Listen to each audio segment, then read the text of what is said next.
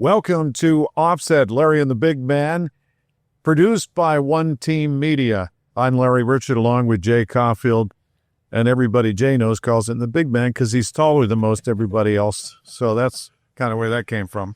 Thanks, Larry. Again, we're really lucky and blessed to have Lyle Odelein with us, who played the game the way fans just absolutely, it's old school, because when I say old school, that's never like supposed to be, that's not like, that's saying you defended, you took care of your teammates, you took care of yourself, great defensively, everything. Lyle Odelein, thanks for joining us today. Thanks for having me. Well, you played the game the right way too, Jay, by the way. And me, as a false difference from a distance, I'm looking at both of you and said, yeah, you played the game. It's good that I have that kind of protection here with me. And Lyle won a Stanley Cup with the Montreal Canadiens and, of course, made his way to Pittsburgh, was the inaugural captain for Columbus Blue Jackets. That's a high honor. Yeah, I was pretty blessed, and Doug McLean was treating me really well there, and Mr. McConnell, the owner. So it was a good run. Yeah. I think Lyle, when I mentioned old school, we crossed over. Your beginning years were the late 80s, and the game itself, and maybe I'll start right in the beginning, training camps alone were different than what we see today. Like, I remember my first training camp was in New York, and there was 120 guys at camp, and they broke into teams, and there was, I might be wrong, three fighters on a team probably back in the day, right? So, yeah, and that's when they didn't say, we don't want you to have any fights in training camp. So every team you went against, there was, and that was your own team. Like, that was the New York Rangers camp, just like every other team in the NHL. It is so different. And what a world like that. You came from junior, you come out of the Western Canada side. We know the toughness that breeds with that. But give an idea, like, really going to camp, your first camp, what's that like when you go into Montreal? Well, first of all, I was very, very nervous. And you probably been the same as me. You probably fought 6 times a day. And preseason was brutal because I never saw the third period because you know the game already. Right. So you had 3 fights. But now, like you said, the game has changed. Guys come in great shape. I know some guys come in a little bit older than I was, but they took 6 weeks to get in shape. Right. Now they're in shape all year round. But how about, Larry, this is, for me, a huge difference, because maybe like my first years to like kind of mirrored Lyle's, guys were coming to camp to get into shape and then get ready to play. Now, to Lyle's point, you're here within a week and you're already playing your first exhibition game. You got to be, and the training and the level that they all do it's such a different thing. But it made it a battle. It made it like, but the fans. But there was something about an exhibition game. When you went to an exhibition game in those years, like, I mean, there was something happening all the time. It wasn't just a 6-0 game, right? Right, Lyle? Like, kind of rule of thumb. Like, if it's a 2-0, if you're trailing 2-0 and it's a bad 2-0. I'm sure if Lyle gets tapped on the back, he's tapped on the back to go out, something's going to happen. That's what's different about it. It is, like, especially going to Philadelphia and the Broad Street Bullies, as you know. I mean, we'd have fights for 5-on-5 when the puck dropped. I mean, the 5 tough guys are on the ice, and it's like, oh boy, you just hope you're going to stuck with Dave Brown or Ruby or Talkett or whoever. But it was quite an experience. Yeah. So Larry, as we looked at this, and you're really with, from the side of your defenseman in Montreal, and head coach at the time? That was, would have been Pat Burns. Yeah, started with Pat Burns. Yeah, and then Jacques Demers. So Jacques Demers was kind of a difference maker for you in your career. Big time, because he put me with Matthew Schneider, and we were checking the first penalty kill, and I got on the power play. It really changed my career, and I owe a lot of respect to that man. Kind of like, because we all have, there's always somebody somewhere in our world or your world that, is that difference maker. And Demers for you, Lyle, certainly was that guy. And for me, in GM wise, it'd be Craig Patrick, and we're all familiar with Craig, and Craig helped bring you here. And Craig on the GM side was just that, and Bob Johnson as far as coaching was, Larry. So, I mean, to me, it's, you need an opportunity. You need the ice time. But if I look at it, you earned it though through being, you're also the protector, the enforcer of Montreal. Yeah. And it's a different role altogether. Totally. And like you just said, when the score got out of 4-0 or something, you were getting the top, and of course they would put their guys out too, and then it was game on. But that's how it was back then. And I remember I had a hat trick one night and flat 20 twist, and I had broken nose, cut over here. And I was in the bar, and fans go, "Well, what a great fight." I said, "What about my hat trick? I'm never going to score another one." They said, "Oh, just keep fighting." And I was like, "Oh, wow." Wow. And I've always heard that, in Montreal, especially if you're winning a cup there's nothing bigger in sport than that town when that team's on fire. No, I agree. I think it's kind of like the Yankees of baseball, part of the Steelers of the NFL. Every team I've been traded to, there's Steeler bars in Arizona. They're everywhere. I mean, it's crazy. You go over to Europe, it's still Steeler bars. Yeah. I want to hear about when you came to Pittsburgh because, you'd traveled some, you knew the league. And when you came to Pittsburgh, what was your first impression of the city?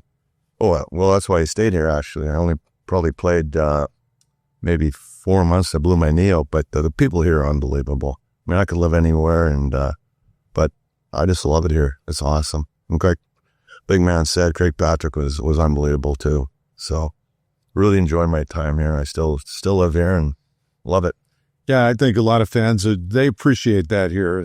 And talking to Brian Trottier, obviously he said the same thing. He said, there's something about Pittsburgh, and he ended up putting down stakes here too. So we have a lot of ex-players like Jay. You Philadelphia guy living in Pittsburgh. Yeah, that's but right. You've been here a long time now. No, but it's really true, though. I mean, I think we also feel the part about, like, it's closeness to what the Steelers do, closest to what the Pirates are going to do, and why everybody cares. It's passionate on all levels. Like, when we're out golfing, we're all lucky enough, and also some of the greatest golf really around in the country, like what we have here in Pittsburgh. So when we're out golfing, it's always something about it, but it's a great sports town, and I think they appreciated what Lyle did. They appreciated what Lyle did before he came here. Yep. And that just travels. And I think that's what makes Pittsburgh real special. But Larry, like you said, you and I, we've known each other for a long time, but through sports. And we end up playing on a charity hockey team together, and it carries over. Very special. And again, you put up roots here. Oh, for sure. I mean, we had a pretty good team too. Just nothing planned out. I mean, I took $1 million pay cut to come here because they signed Paul Fee, Recchi, Leclerc, Gonsher. Fleury was supposed to be in net, but got sent down. Yeah. Mario come out of retirement. I was like, man, we had a chance to win another cup. And the older you get, I was 38 years old. I was like, I want to win another cup. So I'm glad I came here. Well, we're glad you're here. And that said, you a football fan? I assume you watch the Steelers. Oh, yeah. I still watch the Pirates, too. I mean, great stadium. I mean, I wish their product was a little bit better. But and the trauma they're having, people still care. Yeah. And you saw when they went to the 3 straight playoff games, and the Pirates, really, the fans came out in droves, and it was that blackout they had with the dropping the ball, all that stuff. People their sports here. Even that's when you really kind of even feel it even more as a player, when you do go to a game, like when you go to a Steeler game, you go to a Pirate game, the fans are like unbelievable. Best. Like Jordan knows, when you're there, they're respectable, they're respectful.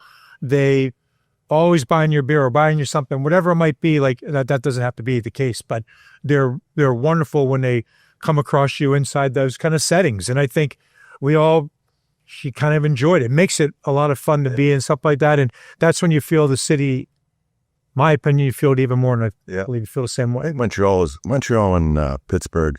I mean, the fans, and it was, out of all the teams I played on in cities, Montreal and Pittsburgh are the best. I mean, they're right there. So I really enjoy it. Well, I think about Mario coming here as a young guy, didn't know the language, and obviously scores on his first shift, and the legend is the legend. And he has saved hockey here multiple times. But someone like him could live anywhere. Yeah. And obviously he chose to stay here, save the team again multiple times. By the way, Mario speaks perfect English. Pierre LaRouche has been here even longer than Mario. He has his own. Pierre has created his own language. It's a mix between The two. It's a Maybe as a third one. And so French and Yinzer. which is that Tough to do. Yeah, that is very tough. So yeah, I think truly, right, Larry, you think he learns the language, does what he does, and really, I think Mario, even with that, and Craig, I will say this too, when Craig being GM, they made it for any players that were around or came back. Yeah. When you were practicing like this time of the year before you're getting ready for camp, they let guys come in and skate. If guys were in the NHL or young college players coming up, it's a welcoming franchise that everybody feels that. When I come here, I remember you running the practices and where there's all different kinds of players out there. Yeah. Guys trying to make the team and guys going to college or whatever. I mean, it was a lot of fun. So we did that. We would run a pre-camp camp. Yeah. So when I was done playing, guys would come in. I got to meet. And it wasn't easy either. I mean, With him. yeah. So, but it's like, but I think, Larry, if anybody, I tell you what, for fans to watch, one thing that I've always appreciated when you're part of practices and doing it, but when you watch guys play the game, and I'm telling you, that's and the skill set, the skill level. There's a reason why you're in the NHL. Certainly, Yeah. other guys, you have a piece. And I like to hear your point on this too, Lyle.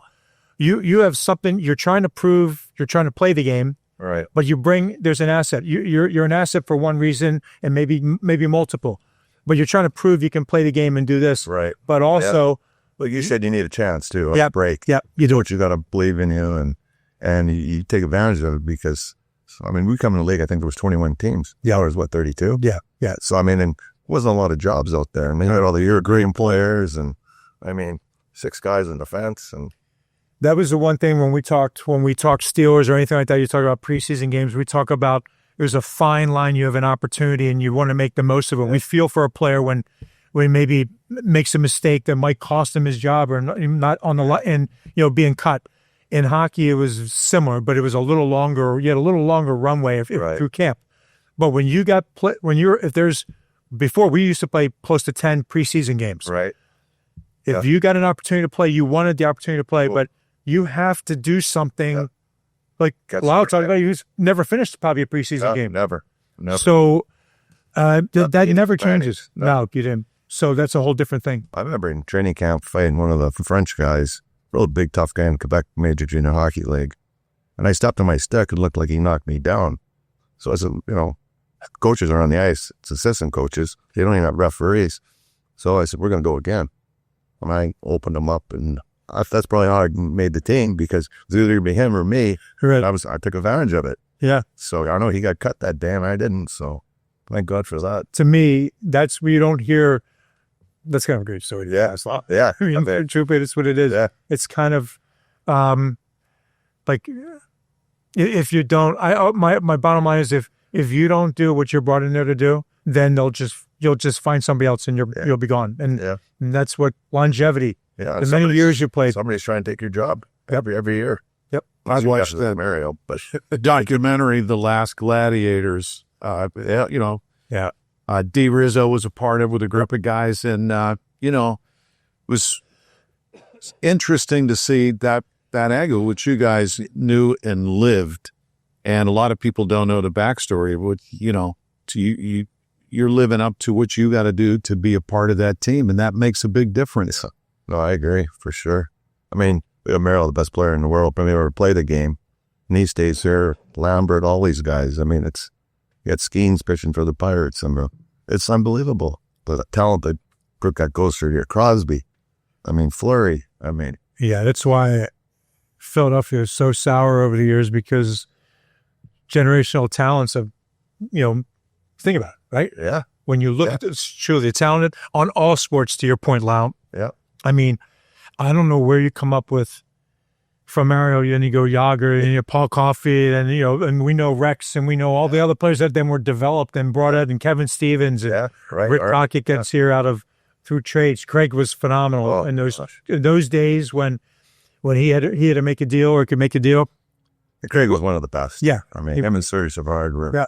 Lou Lamorel, I thought did a pretty good job too, but Craig just had it. And Jay, tell us about the phone call you got from Craig to be here in the first place. Well, mine was because you're right. So I just got done. Yep, I just got done. I was football, and Lyle kind of knows this, and I got hurt in football. Then ended up in playing one game in North Dakota my last year of college and thought that was it. But then skated with James Patrick. I don't know if you remember James Patrick. Yeah, cheap. So skated with pro players, and when they went back, they told some GMs, and Craig was the first GM that called over at the University of North Dakota.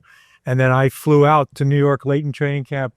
Wow, when I'm going out to training camp, but my first thing I'm involved in is a rookie game against the New Jersey Devils. Now, rookie games, they have a rookie. They have like I don't know what they call it. Maybe they have these little camp games or pre-camp.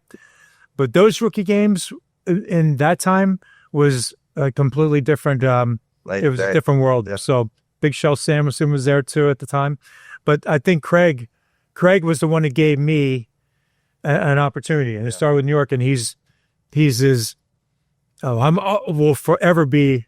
We got 2 Stanley Cups, so I mean, because he right. You did your job. Please, that's a tough job. But it is. But yeah, and Craig, that's another thing. When you, it's one thing for your length of your career. So to play the game, and to have any longevity to stay. Look, we went through coaches, GM changes. Yeah. You just hope you weather the storm through a new change, because one GM might like you and another coach might like you, and someone else comes in and it's different. Right. And you have to prove it all over again. It never stops. Never. It never changes. No. Unless, as Lyle said, unless you're Mario, Gretzky, guys like that. Yeah.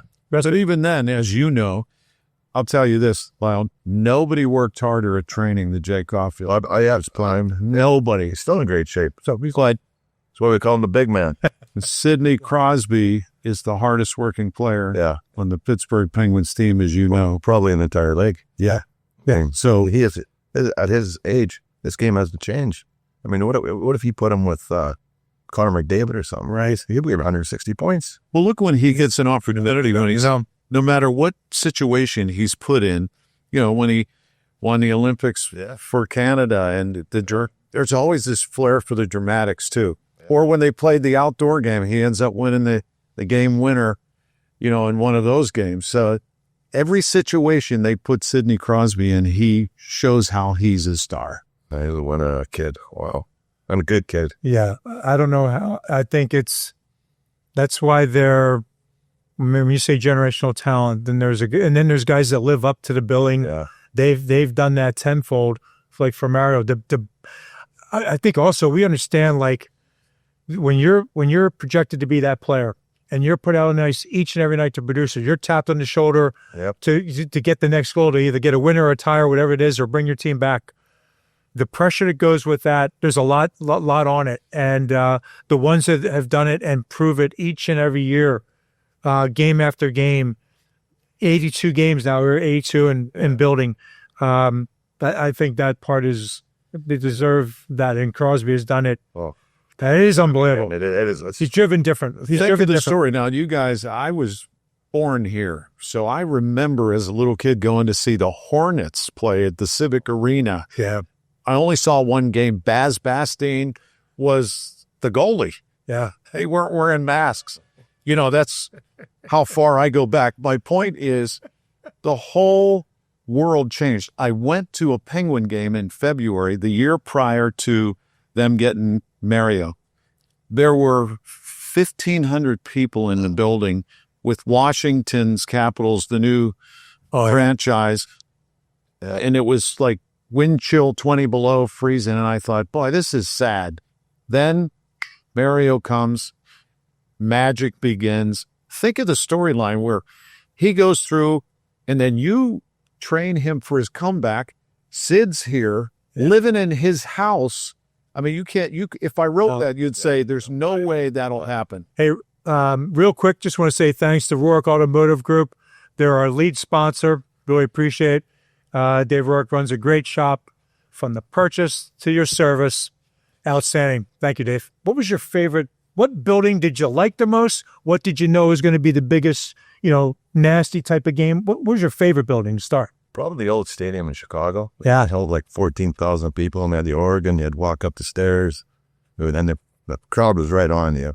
Also like going in the Spectrum, too. Yeah, I do too. Yeah. There was something about that straight up and down, a little darker, and the music when you come out. There was something about the Spectrum. I enjoyed the Spectrum too. What was the nastiest building when you went into it, though, when you played? Being with Montreal, most of the time, different, Yeah, division too, because they had such a tough team. And I fought Brown all the time, and sometimes it didn't go well. So I think Dave Brown was one of the. yeah, Dave Brown Pro. was the top. Well, let me ask you both. Yeah. Who was your toughest battle with, Jay? Well, because I was in this division, I had Philadelphia all the time, so I thought Dave Brown would be that. Then I would say, really kind of every guy. I always thought everybody was good. I was learning it as I was playing, so I always thought everybody was tough and good. But I thought Dave Brown, and in that same team you had Berube, then you had Joey Kosher, Bob Probert. yeah. If you talk about, and we played them every preseason. For some reason, we played 2 preseason games all the time.